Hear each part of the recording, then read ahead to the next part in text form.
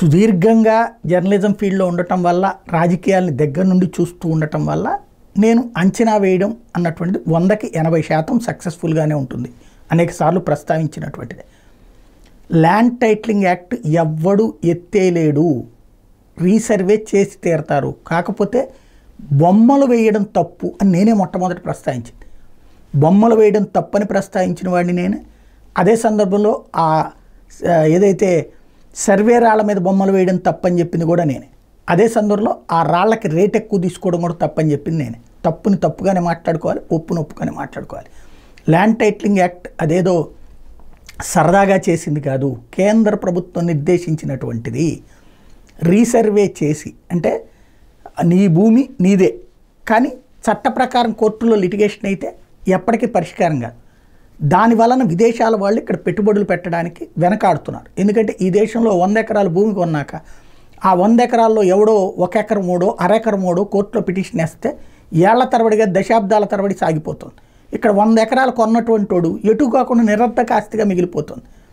దానికి సజీవ సాక్ష్యం మన ఇక్కడే జరిగినటువంటి వ్యాన్ పిక్కులు కావచ్చు, లేపాక్షి నాలెడ్జ్ హబ్ కావచ్చు, అట్లాగే గిరిజన విశ్వవిద్యాలయం కావచ్చు, తిరుపతి దగ్గర కట్టాలనుకున్నట్టు జాతీయ ప్రాజెక్టులు కావచ్చు, ఇట్లాంటివన్నీ చిన్న భూ వివాదంతో ఏళ్ల తరబడి ఆగిపోయినటువంటి పరిస్థితి. అట్లాంటి దాని పరిష్కారానికి కాను అందరి భూమి, నీ కాగితం మీద ఏ భూమి అయితే ఉందో అదే రీసర్వే చేసి ఒక పేపర్ ఇచ్చేస్తారు. ఇక అది ఫైనల్, అది కాదనడానికి ఎవరికి హక్కు లేదు. అలాంటి విధానాన్ని తీసుకొస్తే పెట్టుబడులు వస్తాయి అన్నటువంటి ఉద్దేశంతో ప్రిపేర్ చేస్తే దాన్ని జగన్మోహన్ రెడ్డి వేగంగా అమల్లోకి తీసుకొచ్చాడు. దానికి ఒక చట్టాన్ని తీసుకొచ్చాడు. అందులో అతను చేసిన పొరపాటల్లా ఏంటంటే, ఇక్కడ గ్రౌండ్ లెవెల్లో ఇలాంటి ల్యాండ్ లిటిగేషన్స్ వచ్చినప్పుడు, అంటే ఇట్లాగా రీసర్వే చేసినప్పుడు ఇట్లాంటి వాటికి లిటిగేషన్స్ వచ్చినప్పుడు ఆ లిటిగేషన్స్ పరిష్కారానికి సంబంధించిన ఒక ట్రిబ్యునల్ ఏర్పాటు చేయాలన్నది. దానికి అధికార యంత్రాంగంతోనే చేస్తారు. ఆ అధికారులతోనే, మాజీ అధికారులు, ప్రస్తుత అధికారులతో ఇట్లాంటిది అది ప్రభుత్వం నిర్ణయించుకుంటుంది. వాళ్ళతో పెట్టేసి ఇక్కడ ఆ ట్రిబ్యునల్ ఇచ్చేటటువంటిది కనుక మనకి నచ్చకపోతే వాళ్ళు ఇచ్చే ఫైండింగ్స్ మనం ఫైనల్గా హైకోర్టుకి వెళ్ళాలి.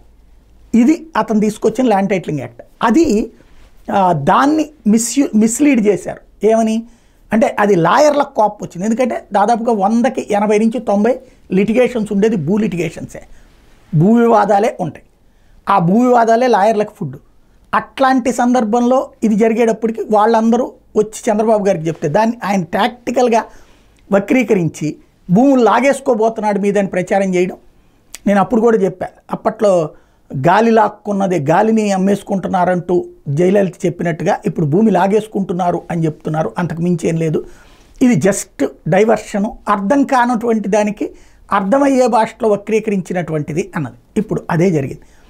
చంద్రబాబు గారికి సంబంధించి నేను ఇంతకుముందు కూడా ప్రస్తావించాను. తను ఏదన్నా చెయ్యాలనుకున్నప్పుడు ముందుగా వాళ్ళ మీడియా ఒక లీకులు ఇచ్చి ఆ మీడియా ద్వారా జనంలోకి సైకలాజికల్గా మనల్ని ప్రిపేర్ చేసి ఆ తర్వాత చేస్తాను. ఇవాళ చూడండి, నేను క్యాబినెట్ మీటింగ్లో రీసర్వే చెయ్యాలి అన్నటువంటిది నిర్ణయం తీసుకున్నారు. రీసర్వే అనేటటువంటిది లిటిగేషన్స్ ఏమన్నా ఉంటే కలెక్టర్లు వీళ్ళందరూ ఈ 3 నెలల పాటు ఇవన్నిటి పరిష్కరించాలి. అదే కదా జగన్ చెప్పింది. అది చట్టబద్ధంగా చెప్పాడు. ఇది వినతి పత్రాల రూపంలో ఉంటుంది. రీసర్వే అయితే ఆపబోవట్లేదు. రీసర్వేకి సంబంధించి తీసుకున్న నిర్ణయం ఏంటంటే, గత ప్రభుత్వాలు అస్తవ్యస్తంగా చేసిన భూముల రీసర్వే వాళ్ళ తలెత్తిన సమస్యల వివాదాలను గ్రామ సభలు నిర్వహించి 3 నెలల్లోగా పరిష్కరించాలని రాష్ట్ర మంత్రిమండలి నిర్ణయించింది. భూముల రీసర్వేకి ఇతర రాష్ట్రాలు అనుసరిస్తున్న విధానాన్ని అధ్యయనం చేయమని చెప్పింది. దెన్ అంటే రీసర్వే మళ్ళీ చేస్తారనే కదా.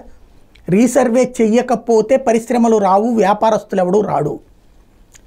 మనం ఎక్కడెందుకు మొన్న చిన్న ఎగ్జాంపుల్ చెప్పాలంటే, రియల్ ఎస్టేట్ చాలా వెంచర్లు కూలగొట్టేశారు తెలుగుదేశం వాళ్ళు. వైఎస్ఆర్ కాంగ్రెస్ పార్టీ బిల్డర్లు, రియల్ ఎస్టేట్ వ్యాపారులు చేసిన దాన్ని తెలుగుదేశం వాళ్ళు కూలగొట్టేశారు. వాళ్ళ దగ్గర ఆ వెంచర్లో మనం కొనున్నాం అనుకోండి, ఏంటి రేపు పొద్దున మన పరిస్థితి? అదే రీసర్వే చేస్తుంటే ఆ కాగితం ఎవిడెన్స్ ఉంటుంది. అది లేకపోతే అవునా నీకు అమ్మినోడు తప్పు అంటారు. ఇలాంటి లిటిగేషన్స్ శాశ్వత పరిష్కారం కోసం కేంద్ర ప్రభుత్వం చేస్తే అది అమలు చేసిన జగన్ అప్పుడు విలన్ అయ్యాడు. ఇప్పుడు నిదానంగా అదే దాన్ని పేరు మార్చి నీట్గా నడిపేందుకోసం అడుగులు పడుతున్నాయి.